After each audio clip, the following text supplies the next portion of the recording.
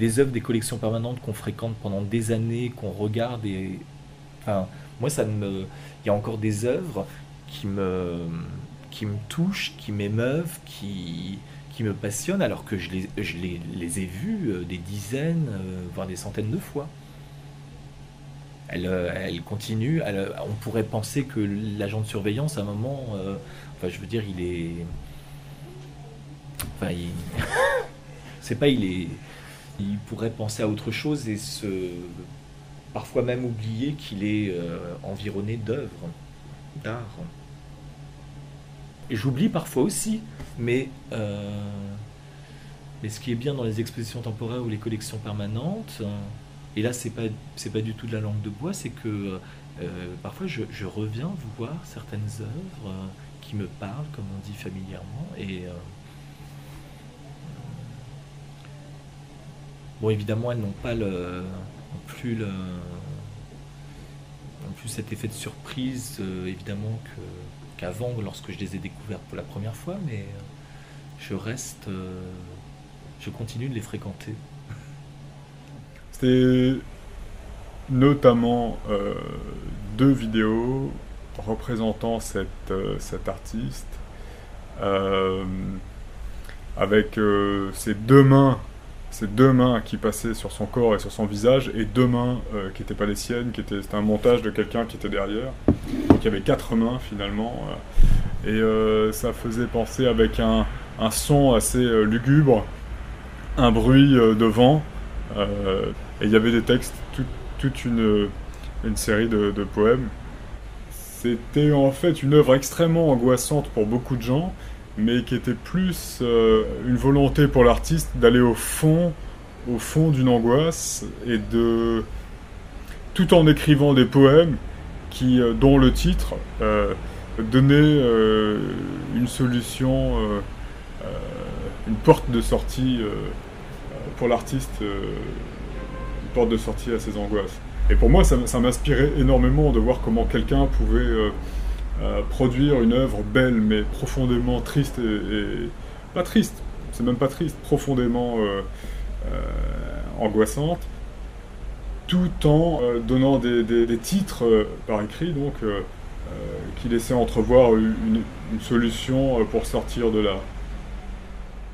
J'imagine qu'ils font quand même déjà la sélection par le CV, la lettre de motivation qu'ils ont eue. Et donc en sélection, il y a, parce que je connais aussi beaucoup de gens qui ont été refusés. Mais c'est surprenant, mais avant l'entretien. Donc je ne sais pas après pour les entretiens, est-ce qu'il y a une fois que t'es arrivé à l'entretien, ça veut dire sûrement que c'est bon. Alors on nous conseille d'être peu assis au fait, la chaise est... donc ça c'est vraiment la formation au début, et puis après la manière dont ça se passe c'est très différent. Donc plutôt d'être actif, c'est-à-dire debout dans la salle, de tourner, de se montrer présent. Ils craignent qu'on s'endorme si on reste assis pendant 4 heures. Après, pour ce qui est de parler, on peut parler, des fois on est deux gardiens dans la même salle qui est un peu grande, donc ça dépend beaucoup, comme toujours, quoi, des surveillants qui sont là, un certain plus ou moins tolérant. Et j'ai passé très très peu de journées sans parler ou sans lire honnêtement, quoi. Je me souviens d'une soirée où j'étais au 5e étage avec les surréalistes, et c'était plutôt donc très agréable, où j'ai passé 4 heures à visiter le musée, à rencontrer des visiteurs aussi, hein, où le rapport était assez changé. En fait, c'était un peu comme une performance, quoi. Donc il y avait 3 mois et demi de travail à raison de 4 heures par jour de travail, etc. Tu vois, je me conditionnais comme ça en disant c'est une performance que tu vas faire. Il faut pouvoir la tenir jusqu'au bout. Tu vois, comme les performances des artistes dans les années 70 qui étaient liées à des contraintes physiques et tout ça. Je me disais que je pouvais arriver à prendre le parti de faire pas une œuvre d'art, mais tu vois, de rendre ça un peu intéressant pour moi, tu vois. L'épreuve du temps. Ouais, voilà. J'ai été à Balzac, rue Réau-Noir, près de la station Passy, dans la maison de Balzac. Donc là, je suis restée vraiment peu de temps, hein. C'était 2 semaines. C'était juste pour un remplacement et après je suis restée au musée d'art moderne de la ville de Paris, définitivement. J'ai découvert Matisse que je ne connaissais pas. Et dans l'immense salle Matisse, où il y a les 2 versions de la danse, sauf la 3e qui se trouve à Mérion, c'était la commande, il y avait à l'époque, en 2002, un socle en bois sur lequel il y avait un moniteur vidéo qui diffusait un DVD où tout un chacun d'artistes contemporains, donc vivants, intervenaient pour dire tout l'apport que Matisse avait à leur apporter à leur art. Alors on va se dire, on pourrait croire que ça serait que les artistes en question, ça serait des copistes qui imiteraient de manière arbitraire l'œuvre de Matisse. Non, il n'y a pas question, non. Une imprégnation de voir le travail de Matisse qui a évolué et dû à son état de santé vers la moitié de sa vie, je ne sais pas exactement, a employé des techniques qui lui étaient propres, notamment l'invention du papier découpé et coloré, le bâton, le bout de bambou avec le fusain au bout. Bon, alors tout ça est expliqué dans cette vidéo où il y avait plusieurs artistes qui s'exprimaient. Et un des premiers qui était interviewé dans ce DVD est ni plus ni moins que Jean-Michel Bérola. Bon, c'est pas quelqu'un qui est connu comme Picasso ou autre artiste moderne. Jean-Michel Bérola, ce qui m'attirait, c'est le fait de ne pas le voir. Alors ça paraît contradictoire de dire on ne le voit pas en vidéo, mais alors ça sert à quoi? En fait, Alberola, il est un petit peu... Jean-Michel Bérola est un petit peu... On appelle ça... Les mots me manquent là. Un peu taquin.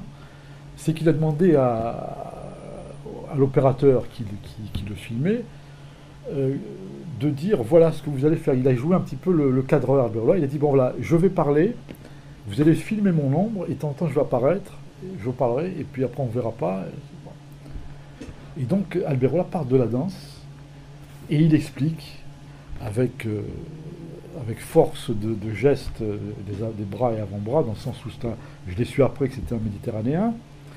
Il explique que la danse de Matisse, c'est quoi? La danse de Matisse, c'est la danse, c'est quoi? C'est quelque chose, c'est le corps humain qui n'est pas en contact au sol, qui saute. Bon.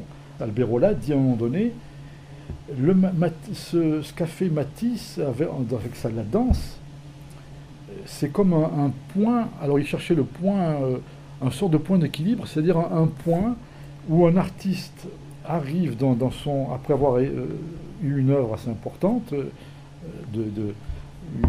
qu'on pourrait dire une œuvre de jeunesse qui se raffermit, ainsi de suite, arrive on pourrait dire à maturité, et d'après Alberola, je cite Alberola dans le texte, il y a un certain point d'équilibre dont il parle, qui fait qu'à partir de ce point d'équilibre, et à partir de là, ça y est, il est reconnu par ses pairs et dans le monde entier.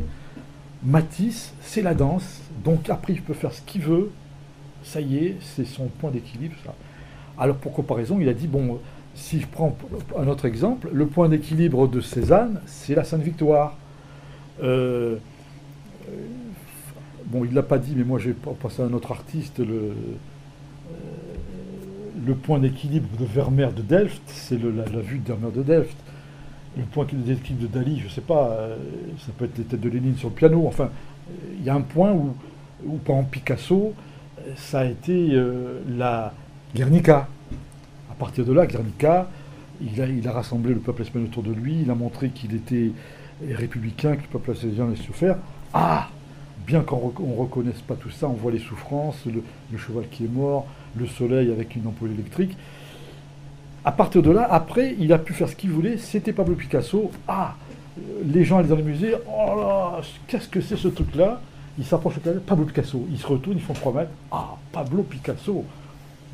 Bon, et ben donc, ce que disait Alberola concernant Matisse, c'est ça. C'est un point d'équilibre, donc il se réfère à Cézanne et aux autres. Et alors, donc, il termine par cette note d'humour, Alberola. Alors, ce point d'équilibre, l'artiste, quand est-ce qu'il sait qu'il a atteint ce point d'équilibre? On ne sait pas. On sait peut-être quand on est mort. Point final de la vidéo. J'aime bien repasser dans les salles, redécouvrir, même les œuvres les unes à côté des autres, ça nous fait penser, enfin, c'est intéressant. À un moment dans la salle 2, on avait la tour Eiffel de Delaunay, qui, en fait, avec la grande baie vitrée, qui donnait sur la tour Eiffel de l'autre côté de la Seine. C'était assez sympa. Vous savez, la salle 2, c'est quand vous descendez du contrôle bar, sur la droite, et là, vous avez une première salle avec plein de petites alcôves, là. La deuxième salle, qui est un peu arrondie, c'est celle-ci. Il y avait la tour Eiffel de Delaunay. Et en face, on voyait celle de Eiffel. Moi, j'adore l'art contemporain. Dans des lieux, je veux dire des églises romanes et tout, en général, je trouve que ça va très très bien ensemble. J'adore, moi, quand il y a des expos, quand je vais en vacances, ou je suis dans un endroit où je sais qu'il y a une expo d'art contemporain, dans un lieu assez, même une usine ou des choses comme ça, comme à Grenoble, je me rappelle plus, ça s'appelle le Magasin, je crois, là, un centre d'art contemporain. J'avais trop bien aimé, j'avais été voir des expos, pourtant j'étais pas très art contemporain à l'époque. Bon, j'y suis plus ou moins, mais je m'intéresse, quoi. Et j'avais vraiment apprécié le parcours et tout. Les œuvres, les unes en interaction et tout. Même à l'Arc, on avait... Non, c'est à Beaubourg, j'avais vu une super expo. Où il y avait un micro, tout ça. On permettait aux visiteurs de parler dedans et tout ça. Moi, je l'avais fait. J'avais chanté une chanson de Boris Vian. La complainte du dentiste dans le noir. Je vous la chanterai pas. Hein. Dans toute l'expo, on nous entendait. En visitant l'exposition des 70 ans de la Société nationale des chemins de fer français, pardonnez-moi si je parle vite, mais c'est mon tempérament.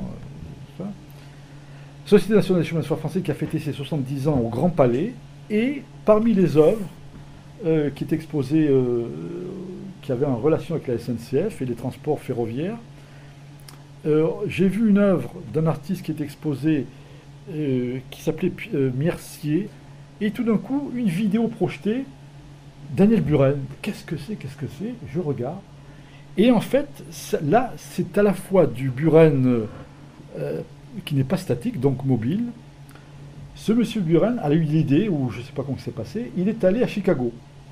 À Chicago, paraît-il, il y a un musée d'art moderne qui se trouve en bordure de voie ferrée, sort de RER chicagolien, hein, qui passe devant. Donc, quand on est dans le musée, à la fois, on voit des œuvres d'art, mais on regarde avec les vitres, et puis on voit les métros qui vont, qui viennent.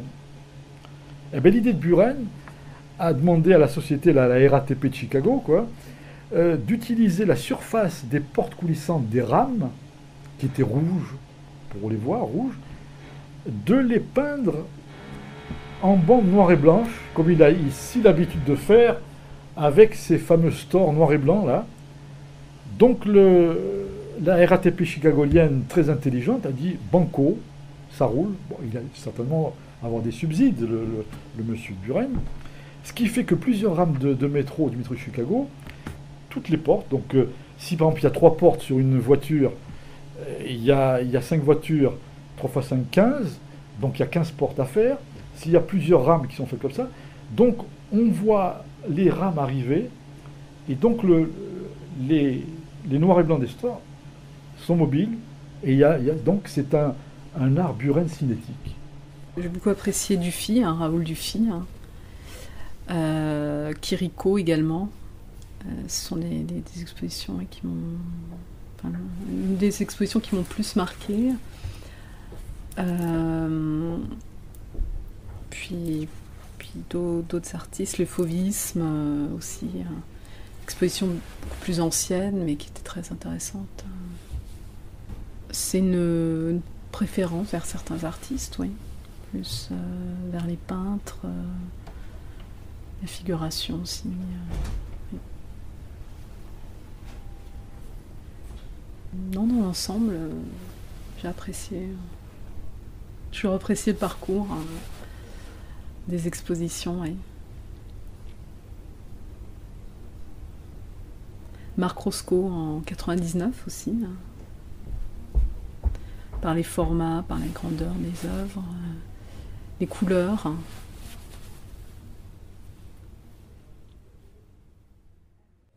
Après avoir travaillé, je suis allée en tant que visiteur. J'y suis retournée quelques fois pour voir des expos. Et il y avait cette expo du vide. Donc les salles étaient vides. Et il y avait... En fait, elles n'étaient pas vides parce qu'il y avait les gardiens. Et en fait, c'était assez beau de voir ces mecs assis sur leurs chaises dans ces espaces vides. Et justement, j'ai eu cette sensation-là de vie propre. En fait, ils faisaient partie de l'œuvre et ils étaient un peu à part. C'était pas des visiteurs, c'était les gardiens qui participaient à l'œuvre, en fin de compte, d'une certaine façon, tu vois. Je me sens davantage concerné par l'Expo du futurisme que par l'Expo de Rhône Arabe, par exemple. Serait-ce parce que c'est une avant-garde, parce que ça en apprend beaucoup sur une époque, sur la fascination de la machine, sur la période de la Première Guerre mondiale, la montée de l'utopie du XXe siècle. Ça m'intéresse beaucoup plus historiquement, artistiquement, que Rhône Arabe, qui a fait une expo un petit peu foisonnante, avec une expo de design avec du mobilier, qui me concerne beaucoup moins. Je me rappelle d'une salle d'art cinétique que je n'aimais pas du tout, qui ne me disait rien. Et donc, au début, je passais pas mal de temps quand j'étais postée là à me demander. J'imagine que ça arrive à beaucoup de gens qui ne connaissent pas, justement, de se demander quelles sont les qualités de ces travaux-là pour qu'ils soient dans un musée, quand même.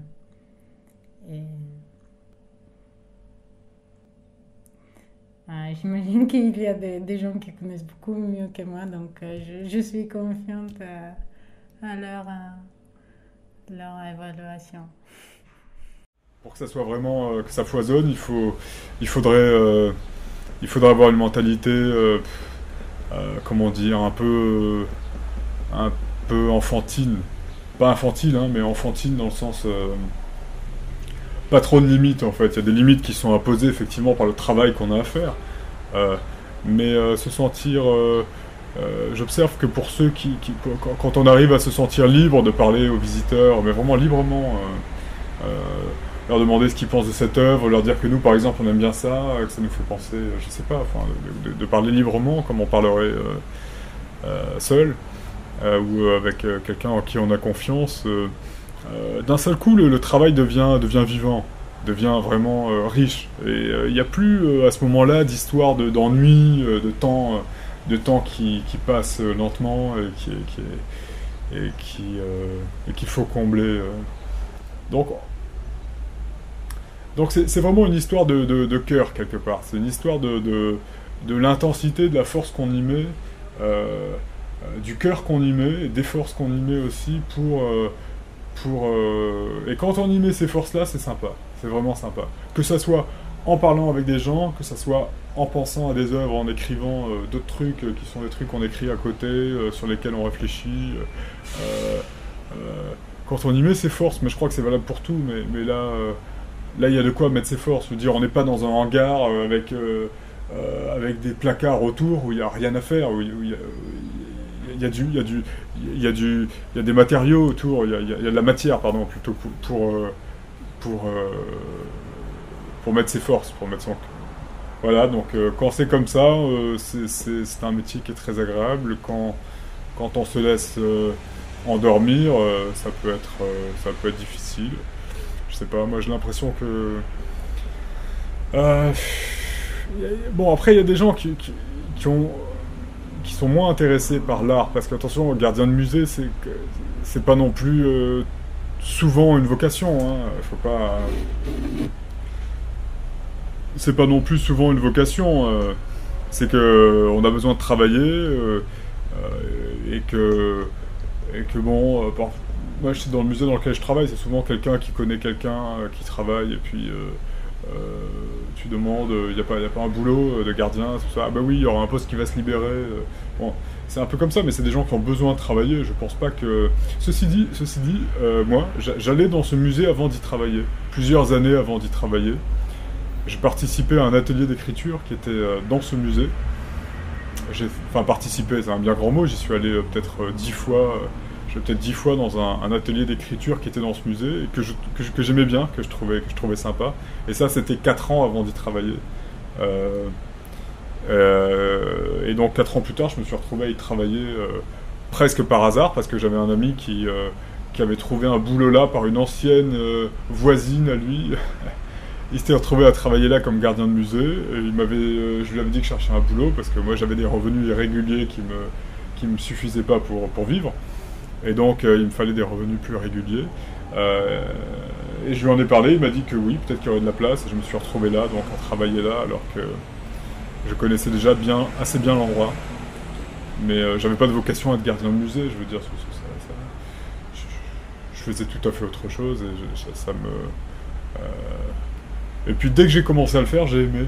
Je me suis senti comme dans une maison, dans un endroit hors du temps. Mais il faut dire aussi que c'est un musée dans lequel il n'y a pas non plus il n'y a pas 2000 personnes qui passent tous les jours au plus. C'est pas comme... j'imagine que les gardiens de salles, les gardiens de musées au Louvre ou à Orsay, ça doit être un métier complètement différent pour eux, parce qu'il y a vraiment énormément de monde.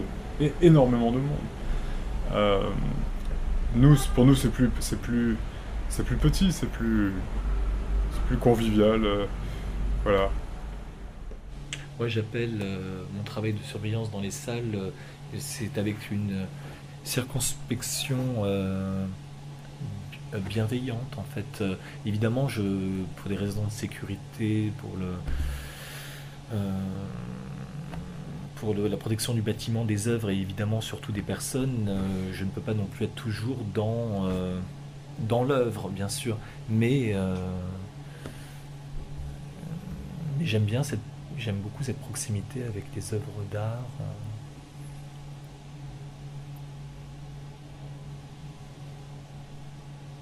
Et à force de les fréquenter, ces œuvres, parfois, enfin, j'ai comme l'impression d'une espèce de presque de familiarité. Hein, oui. Et j'écris parfois, et d'ailleurs je ne suis pas le seul dans ce musée, certainement pas le seul dans les autres musées, j'écris parfois sur des œuvres qui retiennent mon attention parce qu'évidemment c'est une lapalissade, mais évidemment l'art c'est la vie aussi, je veux dire c'est pas quelque chose à côté, donc ça, comme pour tout le monde, ça réveille en nous des choses.